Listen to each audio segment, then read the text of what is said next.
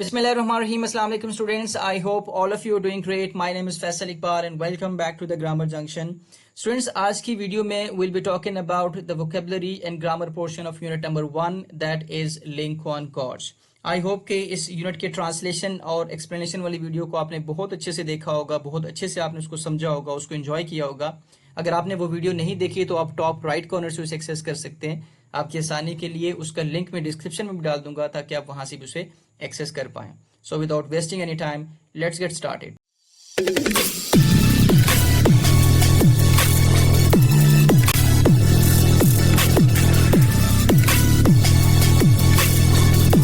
Students, इस unit के vocabulary and grammar portion में हमारे पास कुछ एक्टिविटीज हैं। एक एक्टिविटी आपकी पेज नंबर 17 पे है और एक आपकी पेज नंबर 18 पे है।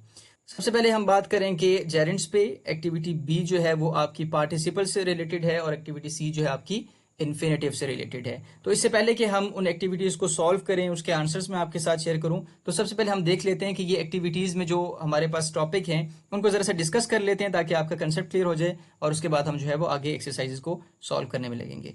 तो पहली जो हमारी डिस्कशन है वो जेरेंट से रिलेटेड है।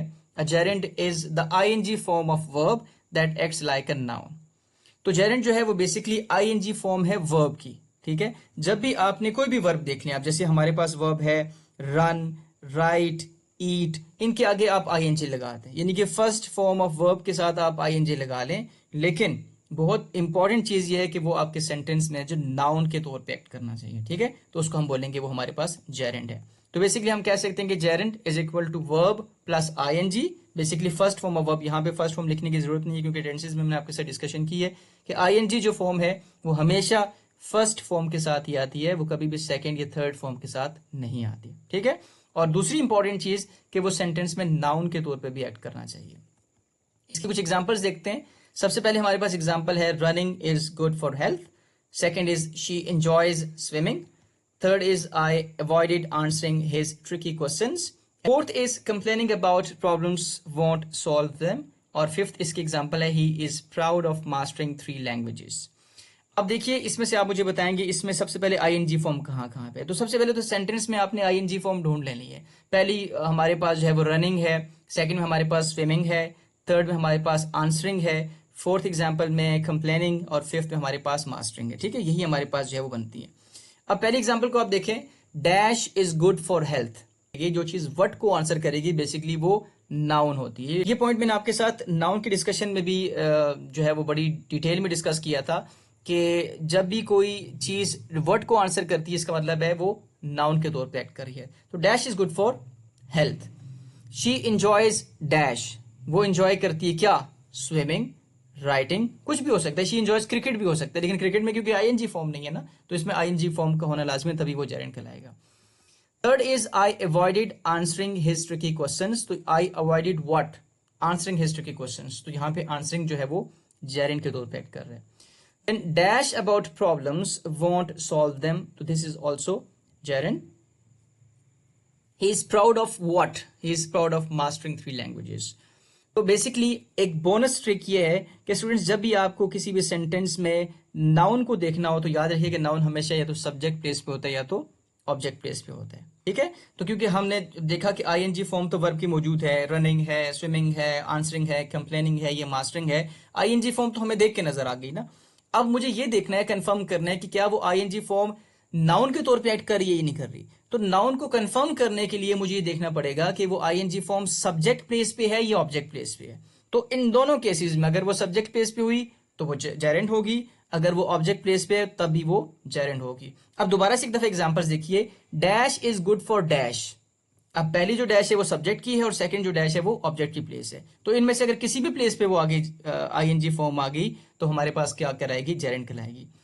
दूसरी एग्जांपल में dash enjoys dash, she enjoys swimming. तो पहले हमारे पास प्रोनाउन यूज हुआ है, तो इसका मतलब है कि जो स्विमिंग वाली पोजीशन है वो हमारे पास ऑब्जेक्ट की पोजीशन है।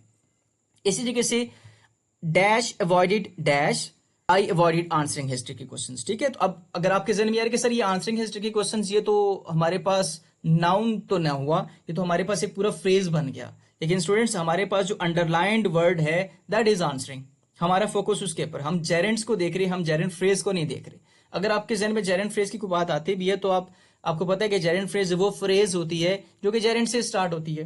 तो अब ये अगर आप इस पूरे को अंडरलाइन करेंगे तो जेरेंड फ्रेज बन जाएगी, अगर आप सिर्फ आंसरिंग को अंडरलाइन किया तो हमारे पास जेरेंड बन जाएगा। ठीक है, dash about problems won't solve them, तो dash about problems complaining about problems, तो ये भी हमारे पास जो है वो जेरेंड फ्रेज है पूरी की पूरी, लेकिन क्योंकि उसका जो स्टार्टिंग का जो वर्ड है that is gerund. He is proud of what, अब मास्टरिंग 3 लैंग्वेजेस, बेसिकली ये पूरे के पूरा जो पोर्शन है दैट इज जेरेंड फ्रेज, लेकिन जेरेंड फ्रेज हमेशा जो है वो जेरेंड से ही स्टार्ट होती है। तो हमारा जो मकसद है वो जेरेंड को फाइंड आउट करना है इन एग्जांपल्स में। आई होप कि ये टॉपिक आपको अच्छे से समझ आ गया। इसकी एक्सरसाइज भी हम सॉल्व करेंगे इसके बाद।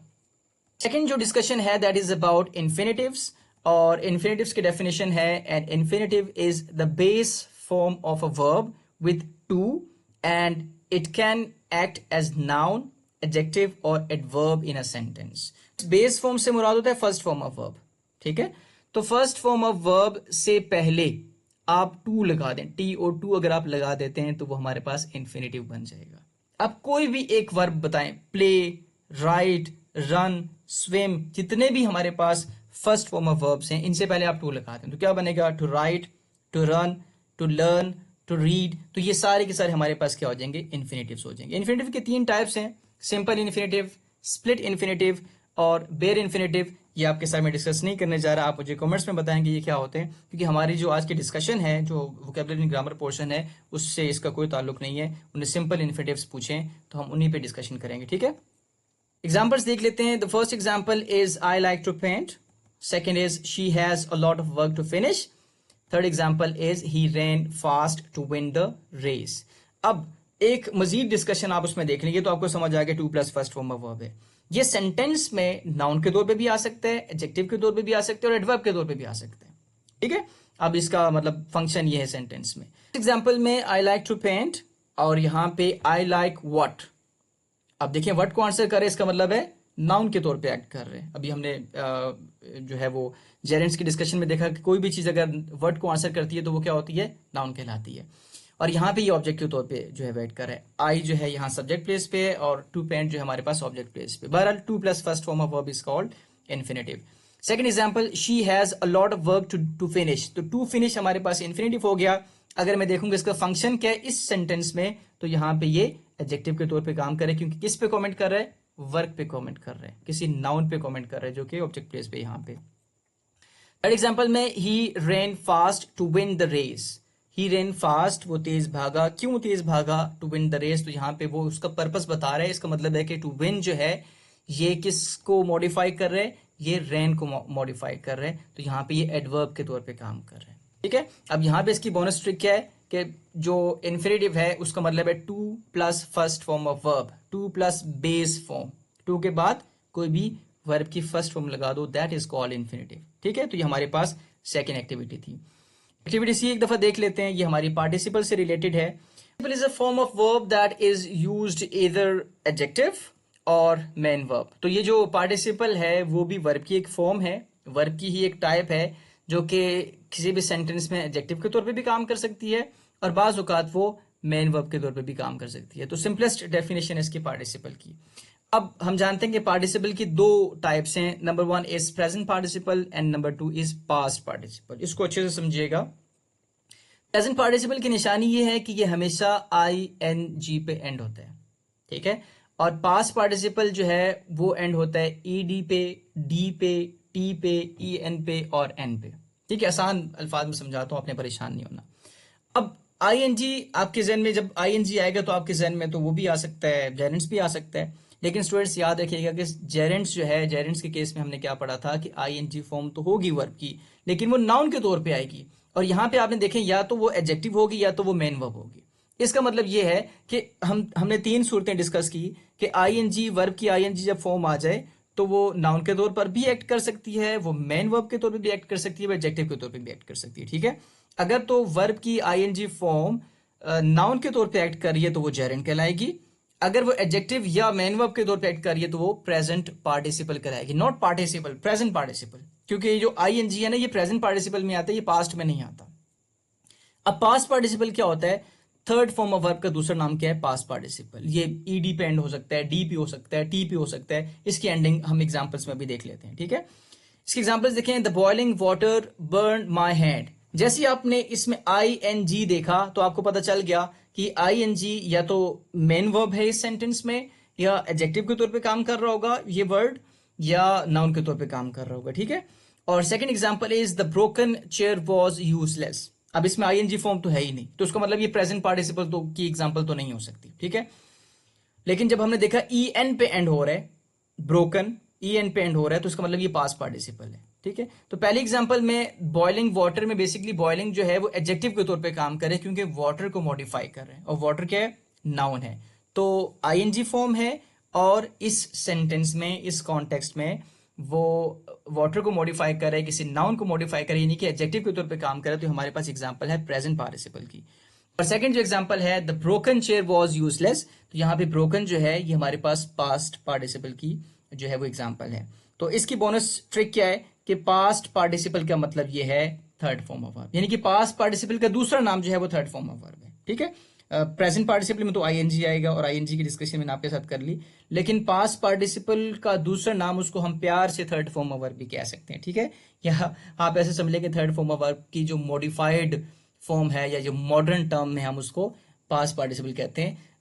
अच्छा जी, अब चलते हैं एक्टिविटीज की जानिब। अब देख लें कि आपकी एक्टिविटीज से पहले मैंने वो सारी के सारे डिस्कशंस आपके साथ कर ली, ताकि आपका कंसेप्ट क्लियर हो, सिर्फ और सिर्फ आपको आंसर्स ना बताया जाए, बल्कि आपका कंसेप्ट भी क्लियर करवा जाए। तो first activity is underline the gerunds in each sentence. I hope कि आप खुद से बड़े अच्छे से कर पाएंगे। Raising the funds proved to be a difficult task. Second sentence is Ahmed hope to obtain a job by learning the welding trade. अब इसमें देखें दो जगह पे ing आ रहा है, तो आपने कंफ्यूज नहीं होना, आपने उसकी पोजीशन देखनी है कि वो नाउन के तौर पे आ रहा है या नहीं आ रहा। The Khan family loves cooking for relatives.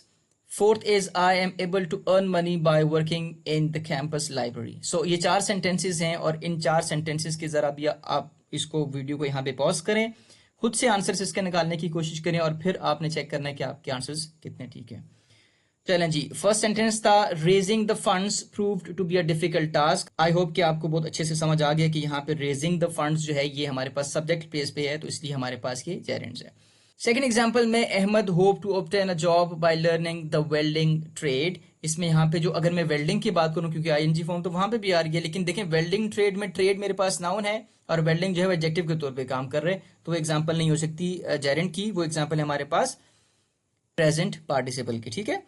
Third example में the Khan family loves what cooking for relative, तो यहाँ पे कुकिंग जो है हमारे पास ऑब्जेक्ट प्लेस पे नाउन के तौर पे काम कर रहे हैं। और फोर्थ एग्जांपल में I am able to earn money by working in the campus library, यहाँ पे वर्किंग जो है इस ing फॉर्म नजर आ रही है, और आपको पता है कि ऑब्जेक्ट प्लेस पे है, तो ये हमारे पास जो है वो जेरेंड की एग्जांपल है। अच्छा जी, सेकंड एक्टिविटी में हमारे पास जो डायरेक्शन है that is underline the infinitives in each sentence, और सेंटेंसेस हैं Jain goes to his grandmother's house to eat homemade sweets. Second example is the purpose of the class was to teach children how to swim. Third example में the hostess asked Jamil to refill the custard bowl. और fourth example है to clean the house seemed like an impossible task. And the last sentence is Doris was asked to host the function. चलें जी, first sentence जो है that is Jain goes to his grandmother's house to eat homemade sweet, तो यहाँ पे to eat यानी कि to plus first form of verb जो है हमारे पास इन्फिनेटिव के तौर पे काम कर रहे हैं। सेकंड सेंटेंस में the purpose of the class was to teach children how to swim, तो इस सेंटेंस में हमारे पास दो हैं, टू टीच भी है और टू स्विम भी है।